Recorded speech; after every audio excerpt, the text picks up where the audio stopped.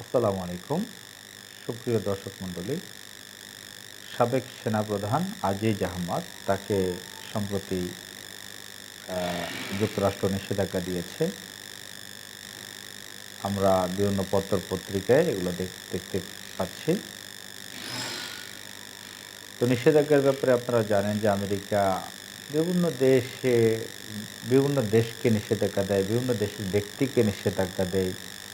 মায়ানমারের সামরিক কর্মকর্তাদের উপরে নিষেধাজ্ঞা দিয়েছে। আফ্রিকার কোনো এক দেশের সামরিক কর্মকর্তাদের উপর নিষেধাজ্ঞা দিয়েছে। আমাদের বাংলাদেশে কয়েক বছর আগে পুলিশের আইজিপি এবং বিভিন্ন ধরনের আ আরো গুরুত্বপূর্ণ ব্যক্তিদের যেরকম র্যাবের উপরে স্যাংশন দিয়েছে। তো এগুলো নিয়ে উৎফুল্লতা বাংলাদেশের মানুষের মধ্যে কম ছিল না। যারা গণতন্ত্র চায় বাংলাদেশে, দেশপ্রেমিক যারা সরকারের বিরোধী মতের, তাদের মধ্যে উৎফুল্লতা ছিল। ব্যক্তিগতভাবে আমিও খুশি হয়েছিলাম যে অন্ততপক্ষে আমেরিকার যে মাতব্বরি সেটা তো আমরা সবাই বুঝি যে তারা আ সাধারণ গ্রামের মানুষও অনেকে বলে যে আমেরিকা যার বন্ধু তার শত্রুর প্রয়োজন নেই। তবে এতটুকু মনে হয়েছিল যে ১/১১ তাদের মাধ্যমে এসেছিল। যে ১/১১ সেটা ১/১১ ১/১১ তে শেখ হাসিনা অবৈধভাবে প্রধানমন্ত্রী হয়েছে। তো সে আমেরিকার শেল্টারে ভারতে সেটা করতে পেরেছিল। এখন সে আমেরিকা হয়তো ভুল বুঝতে পেরেছে। সে নিজের চোখে বাংলাদেশকে দেখবে। আ এটা আমার মতন সাধারণ মানুষও মনে করেছি। আরও কয়েকজনের আলোচনা শুনলাম। তারাও সেম কথাটা বলেছে। আমেরিকার প্রতি যে আমাদের আমেরিকার পক্ষে যে কথাগুলো ছিল, এটা শুধু একটা রাষ্ট্র আমেরিকার পক্ষে কথা ছিল না। সার্বিক দিক বিবেচনায় কথাগুলো ছিল আমাদের আমেরিকার পক্ষে। জাতি হিসেবে মুসলমানদের সবচেয়ে বড় শত্রু হচ্ছে মুশরিক এবং ইহুদি। খ্রিস্টানরা একটু মুসলমানদের কাছাকাছি। সেই হিসেবে আমেরিকার লোকজন, যুক্তরাষ্ট্রের লোকজন খ্রিস্টান, সেটা একটা অপশন আছে। আমেরিকা বিভিন্ন দেশে মানবাধিকার নিয়ে কাজ করে। যদিও তারাই বড় ধরনের মানবাধিকার লঙ্ঘনকারী। তো তারা আ বাংলাদেশের সরকারের মানবাধিকার লঙ্ঘন দেখেছে। সেটা নিয়ে সোচ্চার ছিলেন। গত কয়েক বছরে আমেরিকা বাংলাদেশের ব্যাপারে অনেক সোচ্চার ছিলেন।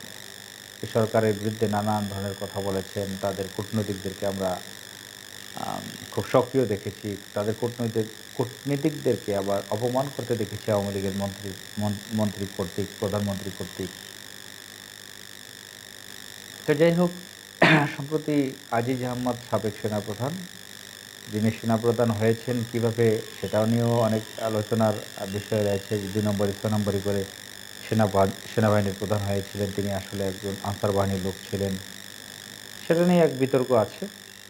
তো এই জেনারেল আজিজ আহমদ যাকে নিয়ে আ আল জাজিরা একটি ডকুমেন্টারি করেছে।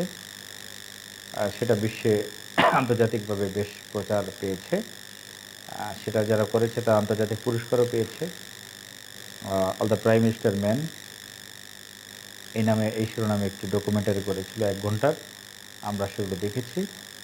জেনারেল আজিজ আহমদ তার পরিবার একটি সন্ত্রাসী পরিবার। তোফায়েল আহমদ জোসেফ সহ তার কয়েকজন ভাই কুখ্যাত সন্ত্রাস, কিলার, বিভিন্ন ধরনের স্মাগলারিতে জড়িত। তো এই কুখ্যাত পরিবার বাংলাদেশের অবৈধ প্রধানমন্ত্রীর সহযোগী। তারা ২০১৪ সালে ১৮ সালে যে নির্বাচন হয়েছে সেখানে জেনারেল আজিজ মুখ্য ভূমিকা পালন করেছিল এই সরকারকে অবৈধভাবে ক্ষমতায় আবার আনার জন্য পুনরায়। এখন এই যে আমেরিকা নিষেধাজ্ঞা দিয়েছে, এই নিষেধাজ্ঞা আসলে কি হাস্যকর নয়? যে কয়েক বছর দেখা গেল খুব তোড়জোড়, বাংলাদেশের কোটি মানুষ আমেরিকার পক্ষে কথা বলল। আ যদি বাংলাদেশের মানুষ পারত আর্জেন্টিনা, ব্রাজিলের যেভাবে সমর্থক থাকে সেভাবে আমেরিকার পতাকা নিয়ে নামত। এতটা আমেরিকার ভক্ত হয়ে গিয়েছিল মানুষ। সে আমেরিকার ডোনাল্ড লো তাদের সহকারী পররাষ্ট্রমন্ত্রী তাকে নিয়ে কত ধরনের কথা, স্বপ্নের কথা শুনিয়েছেন অনেকে। তো সেই ডোনাল্ড লো এসে বাংলাদেশে ঘুরে গেল। পিটার হাস তার মেয়াদ শেষ হওয়ার আগে চলে গেল। আ এই সরকারকে কি ক্ষমতাচ্যুত করতে পেরেছে আমেরিকা কোনো কায়দায় বেকায়দায় ফেলতে পেরেছে? এই সরকার প্রধানকে কেন নিষেধাজ্ঞা দেয় না? এই সরকারের এই অবৈধ সরকারের যারা মন্ত্রী আছে তাদেরকে কেন নিষেধাজ্ঞা দেয় না?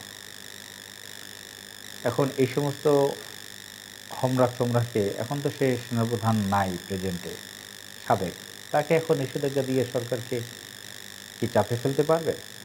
এটা কি আইওয়াশ নয়? আমেরিকা যে বলছে কিছুদিন আগেও ডোনাল্ড লু বলছেন যে, "আমরা নিজ চোখে বাংলাদেশকে দেখি, অন্য চোখ দিয়ে নয়।" আসলেই কি তাই? এটা কি মানুষ বিশ্বাস করবে? তাদের কি শয়তানি চিন্তাভাবনা ভিতরে রয়ে যায়নি? তারা কি ভারতের চোখে এখনো দেখছে না? কেন বাংলাদেশের ডেমোক্রেসিকে উদ্ধারে তারা ভালো তৎপরতা দেখাতে পারলেন না? ৭ জানুয়ারি একটি ডামি নির্বাচন হলো। কেন তারা ভালো পদক্ষেপ নিতে পারলেন না? আসলে যে আমেরিকা ট্রিলিয়ন, ট্রিলিয়ন ডলার খরচ করে নিরীহ আফগানিস্তানের মানুষের উপরে ২০ টা বছর তাদের উপরে আক্রমণ চালিয়েছে, যে আমেরিকা ইরাককে দখল করেছে, তাদের তেল সম্পদ লুট করেছে, লক্ষ, লক্ষ মানুষকে হত্যা করেছে সেখানে। প্রায় ১৩ লক্ষ মানুষকে সেখানে হত্যা করেছে ইরাকে। যে আমেরিকা ইসরায়েলকে প্রশ্রয় দিয়ে প্যালেস্টাইনে গণহত্যা চালাচ্ছে নিয়মিত, সেই আমেরিকাকে আসলে কিভাবে মানুষ বিশ্বাস করতে পারে?